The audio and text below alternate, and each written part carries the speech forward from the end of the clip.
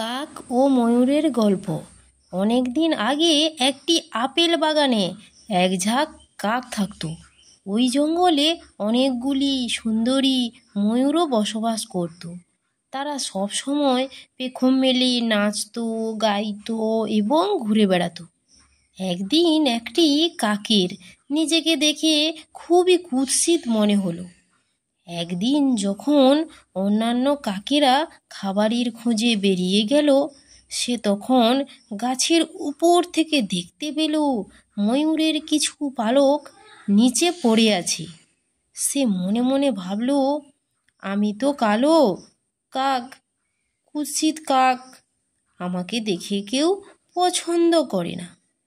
আমি যদি ওই ময়ূরের পালক মাথায় পিঠে লাগাই, তাহলে সবাই আমাকে ময়ূর ভাববে এবং আমাকেও সবাই ময়ূরের মতো সুন্দরী ভাববে।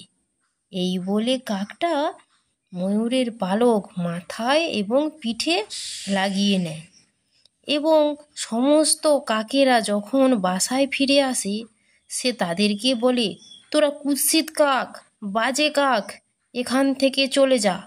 আমি এখন ময়ূর হয়ে গেছি, সুন্দর হয়ে গেছি। আমার এখন তোদের সঙ্গে কোনো সম্পর্ক নেই। আমার এখন ময়ূরের সাথেই সম্পর্ক। এই বলে ময়ূর সাজা কাকটি অন্য কাকেদের তাড়িয়ে দেয় এবং ময়ূরদের সাথে গিয়ে মিশে যায়। প্রথমে তারা কাককে চিনতে পারেনি। তারা নাচ করতে থাকে, গান গাইতে থাকে, কাকও তাদের সাথে নাচতে থাকে।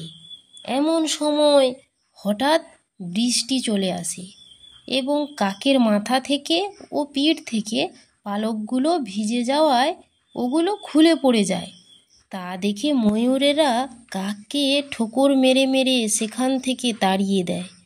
ওই কাকটি হতাশ হয়ে কষ্টে আবার কাকেদের কাছে ফিরে আসে এবং কাকেরা তখন মজা করে বলে, কী রে, ময়ূরেরা তোকে তাদের সঙ্গে রাখলো না? চলে যা এখান থেকে, আমরাও আর তোর সাথে থাকতে চাই না। এই কথা শুনে কাক সবার কাছে ক্ষমা চাইল এবং বলে, আমি যতই ময়ূরের পালক লাগাই না কেন, আমি কাকই থাকবো। তো বন্ধুরা, তোমাদের যদি ভিডিওটি ভালো লেগে থাকে তাহলে তোমরা চ্যানেলটি সাবস্ক্রাইব করে রাখো এরকম আরও নতুন নতুন ভিডিও পেতে।